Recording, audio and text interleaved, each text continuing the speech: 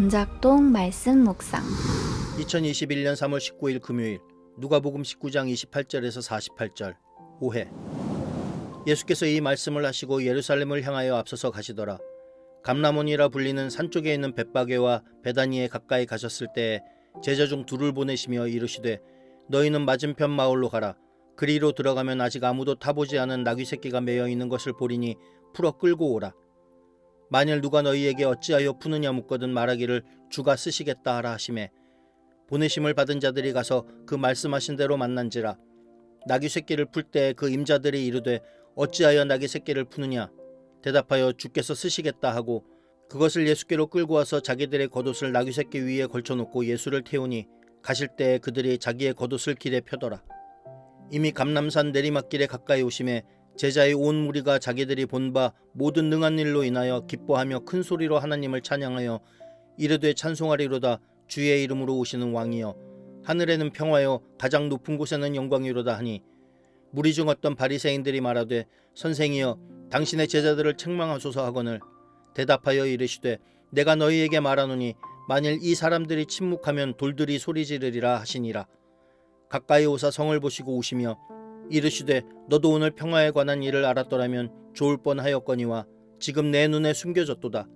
날이 이를지라 내 원수들이 토둔을 쌓고 너를 둘러 사면으로 가두고 또 너와 및 그 가운데 있는 내 자식들을 땅에 메어치며 돌 하나도 돌 위에 남기지 아니하리니 이는 내가 보살핌 받는 날을 알지 못함을 인함이니라 하시니라. 성전에 들어가사 장사하는 자들을 내쫓으시며 그들에게 이르시되 기록된 바 내 집은 기도하는 집이 되리라 하였거늘 너희는 강도의 소굴을 만들었도다 하시니라. 예수께서 날마다 성전에서 가르치시니 대제사장들과 서기관들과 백성의 지도자들이 그를 죽이려고 꾀하되 백성이 다 그에게 귀를 기울여 들으므로 어찌할 방도를 찾지 못하였더라. 반갑습니다. 오늘은 누가복음 19장 28절에서 48절까지의 말씀으로 오해라는 제목으로 함께 묵상을 나누려고 합니다. 오늘 본 말씀은 예수님께서 죽으시고 부활하시기 전 마지막 일주일을 위해 예루살렘으로 입성하는 내용입니다. 오늘은 본문 말씀을 통해 두 가지 오해에 대해 살펴볼 것입니다. 먼저 나귀를 타고 예루살렘으로 입성하시는 예수님을 환호했던 그 사람들의 오해입니다. 그들은 예수님을 향해 이렇게 외칩니다. 본문 38절입니다. 이르되 찬송하리로다. 주의 이름으로 오시는 왕이여 하늘에는 평화요 가장 높은 곳에는 영광이로다.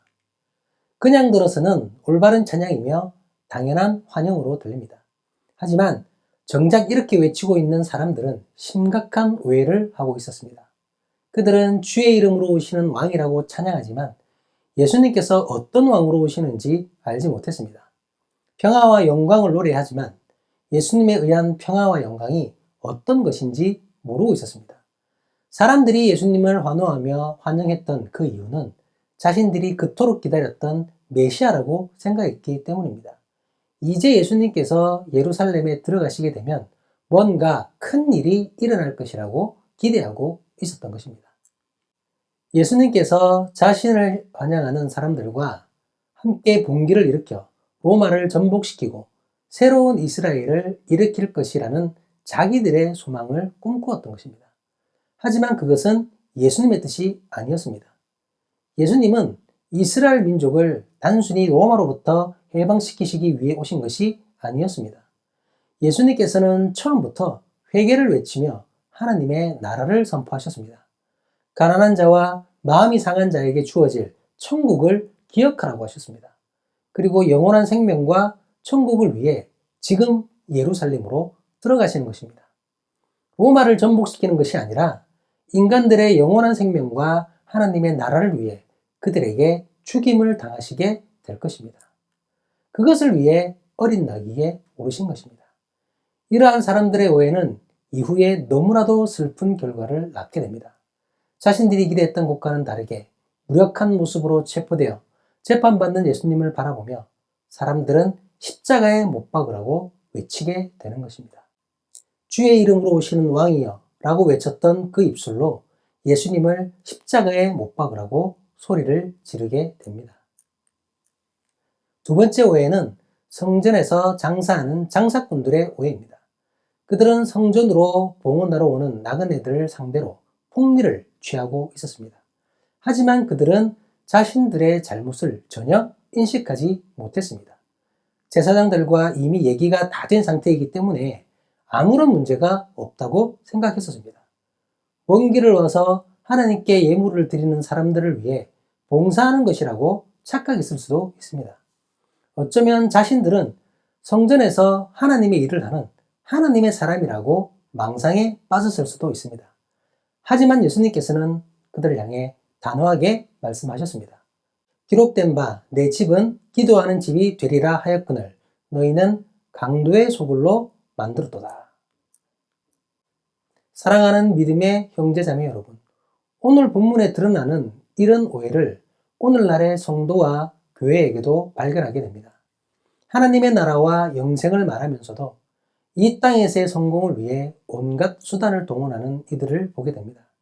성공을 향한 욕망은 욕심으로 변질되고 욕심으로 인해 편법은 물론 불법을 동원해서라도 무언가를 이루려고 합니다. 불법으로 예배당을 증축해 놓고선 하나님께서 다 하셨다고 말하며 하나님을 범죄자로 만들어버리고 있습니다.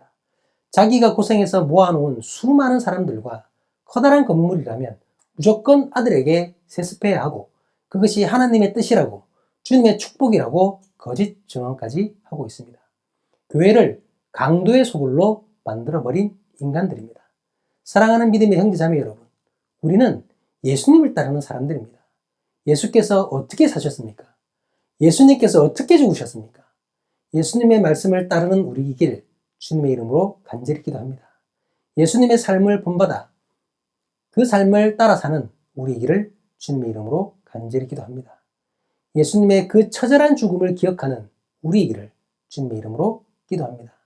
예수님의 놀라운 부활을 기억하는 우리 길을 주님의 이름으로 간절히 간구합니다. 고맙습니다.